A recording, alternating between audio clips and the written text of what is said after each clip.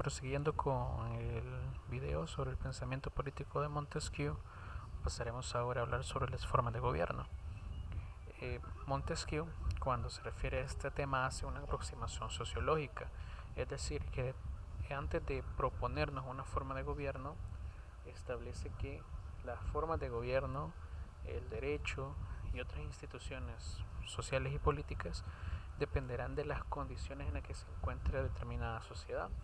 ¿Cuáles son esas condiciones? Bueno, Montesquieu enumera algunas condiciones que son físicas y otras condiciones que pueden ser clasificadas como no físicas.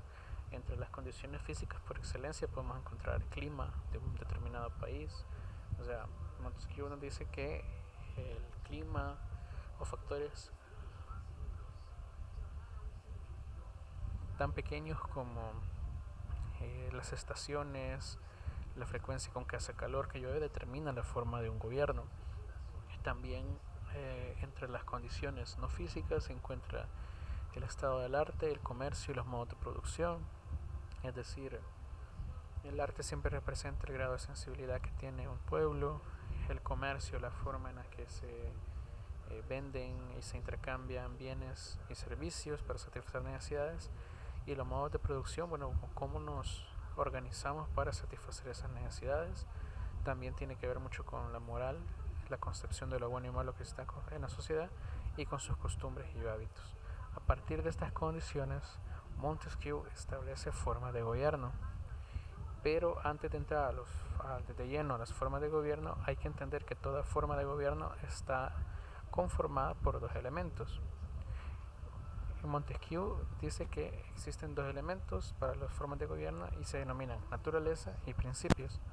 Las naturalezas de las formas de gobierno representan la esencia, es decir, lo que estos son en sí. Y cuando Montesquieu hace referencia a la naturaleza, se refiere a la forma en la cual se organiza el poder, es decir, quién ostenta la soberanía o quién ostenta el poder y quién lo ejerce.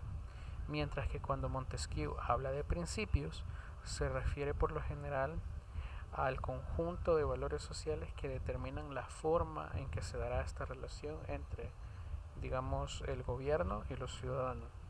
Como ustedes entenderán, incluso pueden verlo en la Constitución, en ese artículo 1, en su artículo 2 y en el preámbulo, ahí están enumerados determinados valores que establecen cómo los seres humanos o los ciudadanos de la República de El Salvador nos relacionamos con nuestro gobierno, respetando la libertad, la vida y sobre todo la dignidad humana. Entonces, a esos valores que le dan acción o una forma de ejercer el poder, digamos, Montesquieu los va a determinar como principios, siendo lo más importante para Montesquieu este último elemento.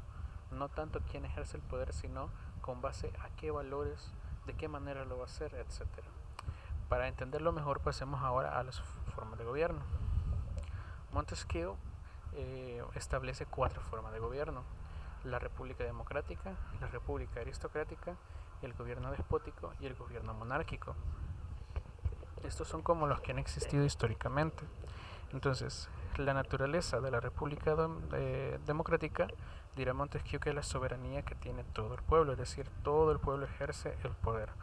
Ahora, ¿con base a qué principio, a qué valor se hace? Bueno, se hace a través de la virtud civil, es decir, como sociedad democrática todos nos sentimos involucrados en, digamos, la consecución de las fines del Estado y por lo tanto todos estamos obligados a participar.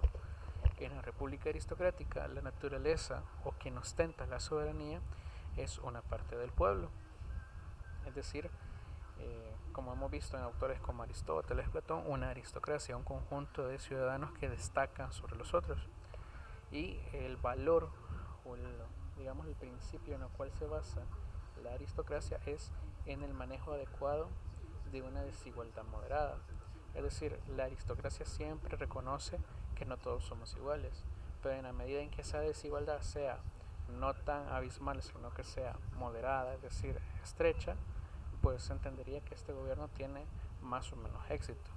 Ahora, el gobierno despótico, que es el gobierno en el cual se encuentra Montesquieu a la hora de formular estas teorías sobre el gobierno, su naturaleza corresponde a la soberanía de uno solo, es decir, de una sola persona, sin ninguna ley que lo frene. Y el principio o el valor en el cual se basan las relaciones entre el gobierno y los súbditos o ciudadanos va a ser el temor.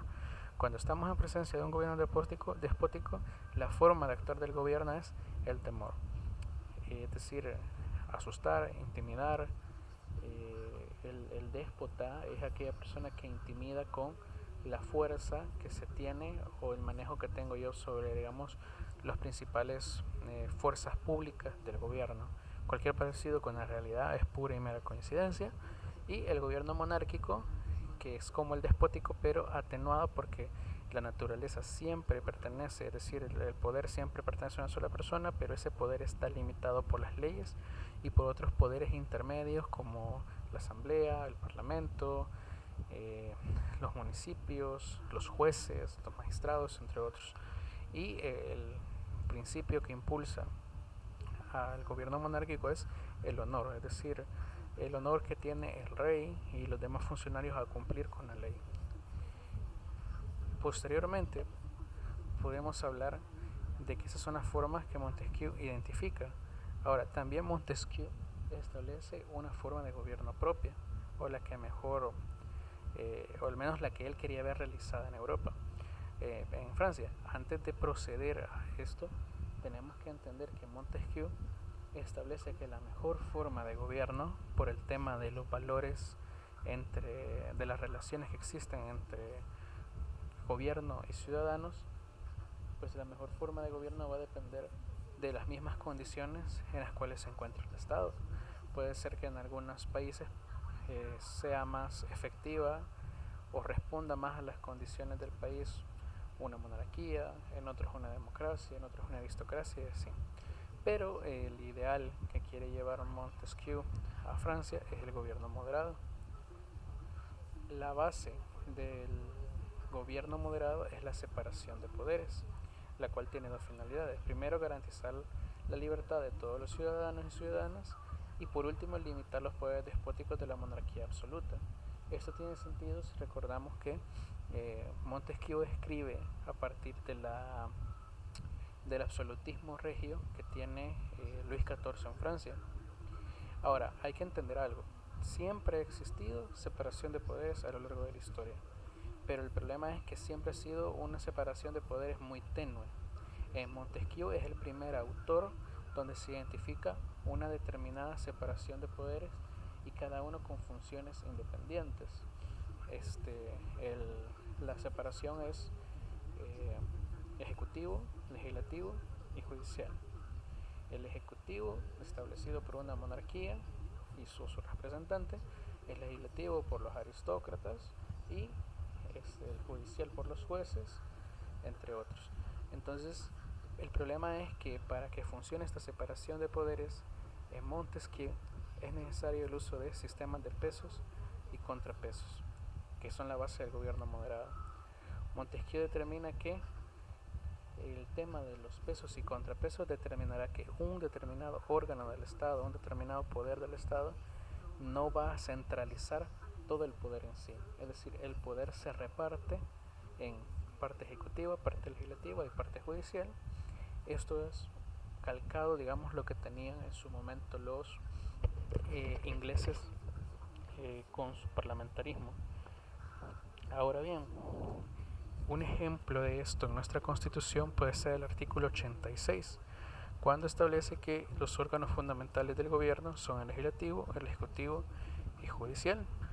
Y el artículo 87, en su inciso tercero, establece que las atribuciones y competencias correspondientes a los órganos de gobierno establecidos por esta Constitución no podrán ser ejercidos en ningún caso por una misma persona o por una sola institución.